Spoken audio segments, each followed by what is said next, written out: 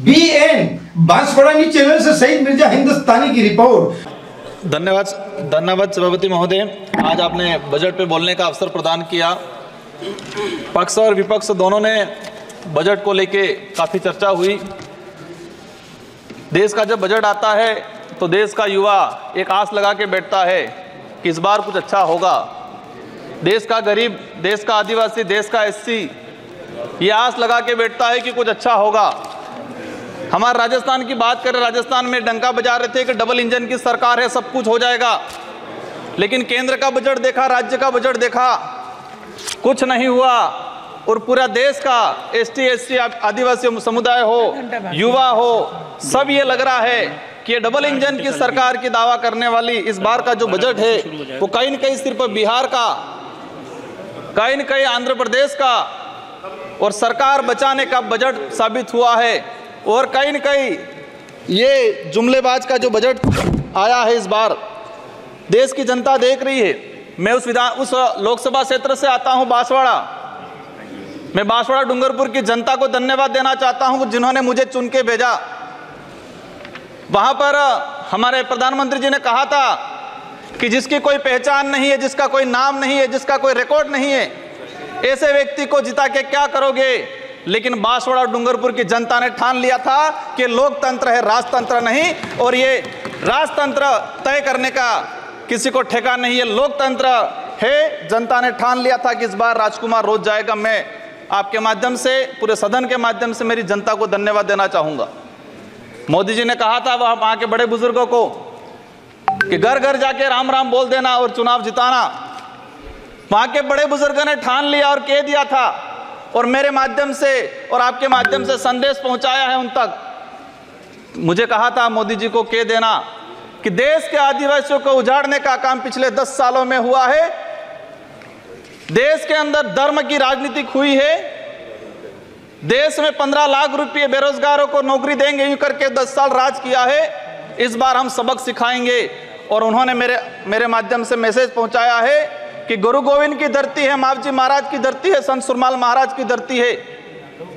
मानगढ़ दाप में 1500 आदिवासी शहीद हुए थे। मोदी जी 2 बार आए, लेकिन मानगढ़ के लिए, आदिवासी समुदाय के लिए एक शब्द नहीं बोल के गए, कुछ नहीं करके गए। तो उन्होंने मैसेज पहुंचाया है कि आदिवासी समुदाय जाग गया है और अब वो आदिवासी समुदाय नहीं रहा जो बहका में आ जाएगा और वोट दे देगा। माननीय सभापति महोदय, जो वर्तमान स्थिति बनी है बजट के अंदर, मैंने देखा धातुओं का खनन को लेकर उद्योगपतियों को टैक्स में छूट दी गई। लेकिन ये खनन कहाँ हो रहा है? धरती पे हो रहा है, हमारे देश में हो रहा है, पहाड़ों में हो रहा है, जंगलों में हो रहा है। और वहां पर जीव जंतु रहता है और आदिवासी समुदाय भी रहता है। लेकिन आदिवासियों के समय के आदिवासियों के लिए क्या प्रावधान किया गया? आदिवासी इलाके के अंदर देखा जाए, आदिवासी समुदाय बैठा हुआ है, उसको जमीन का पट्टा नहीं मिला हुआ आज तक, आजादी से पहले से बैठा हुआ है। लेकिन वो जमीन की बात करेगा। सभापति महोदय, यहाँ पर सत्ता को लेके होड़ मची रहती है, सत्ता पाने को लेके बोला जाता है। मैं जो कहना चाह रहा हूँ, हमें सत्ता नहीं चाहिए, हमें हमारा अस्तित्व बचाना है, हमारा स्वाभिमान बचाना है, हमारा जल जंगल जमीन बचाना है। और देखा गया देश के अंदर आदिवासी समुदाय जल जंगल जमीन की बात करता है तो उसको नक्सलवाद का ठप्पा दे दिया जाता है, उसको नक्सलवाद के नाम से मारा जाता है। छत्तीसगढ़ का बस्तर का इलाका हम देखते हैं, 11 साल की बच्ची को मारा जाता है और कहा जाता है कि नक्सलाइट थी। 3-3, 4-4 साल के बच्चों को मारा जाता है, गर्भवती महिलाओं को मारा जाता है। आदिवासियों की, जब भी आदिवासी समुदाय अपने हक अधिकार की बात करता है तो उसको नक्सलाइट का ठप्पा लगाया जाता है।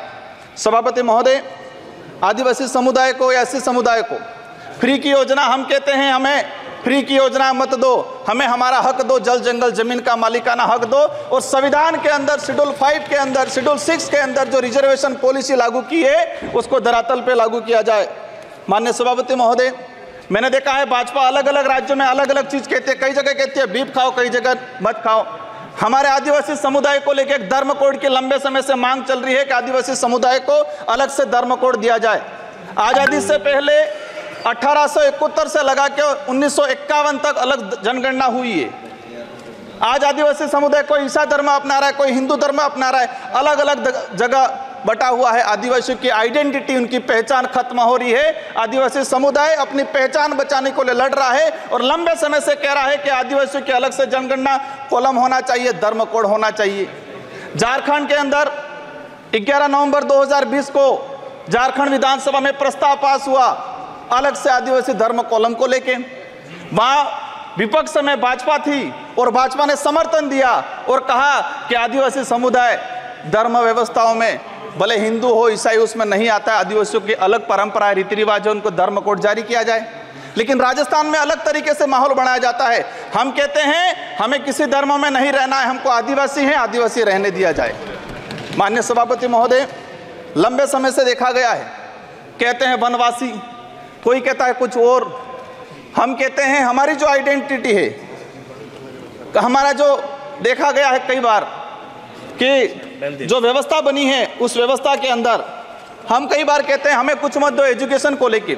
नई शिक्षा नीति, मुझे लग रहा है अभी घंटी बजने वाली है, मैं 2 मिनट में मेरा समाप्त करूंगा। नई शिक्षा नीति के तहत यह प्रावधान किया गया है कि 6 साल का बच्चा होगा इसके बाद उसको पहली क्लास में एडमिशन दिया जाएगा। माननीय सभापति महोदय, मैं कहना चाह रहा हूं निजीकरण को बढ़ावा देने का तरीका है ताकि प्राइवेट संस्थाएं खत्म हो, सरकारी संस्थाएं खत्म हो, प्राइवेटकरण हो, ये कहा गया है। मैं अंत में एक ही चीज कहना चाहूंगा, मेरी लोग माननीय सदस्य प्रधान बरुआ जी,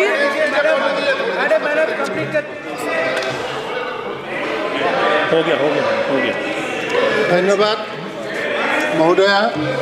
BN बांसवाड़ा न्यूज चैनल को सब्सक्राइब कर लाइक और शेयर भी करते रहें। साथ ही हमारे Facebook page, Twitter, Instagram, Telegram, WhatsApp news channel को फॉलो करें।